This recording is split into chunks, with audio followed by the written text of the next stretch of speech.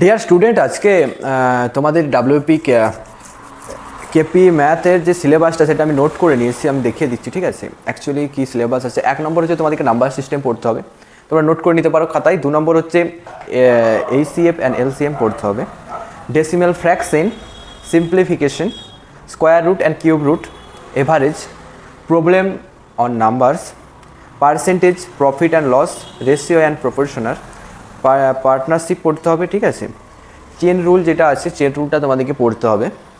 তারপরে আছে time and work, time and distance, তারপরে problem on train, boat of stream, alligation and mixture, simple interest আছে, compound interest আছে।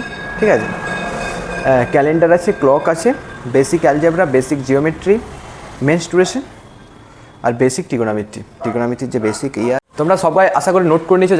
যাদের note করতে কোনো প্রবলেম হয়েছে আমি ডেসক্রিপশনে পুরোটা দিয়ে দেবো 1 by 1, সেটা তোমরা ওখান থেকে করে নিতে পারবে। ঠিক আছে, আর ভিডিওটা শেষ করার আগে সবাইকে একটাই রিকোয়েস্ট, যারা চ্যানেলটা এখনও সাবস্ক্রাইব করোনি, চ্যানেলটা সাবস্ক্রাইব করে রাখো সবার আগে নোটিফিকেশনগুলো পাওয়ার জন্য।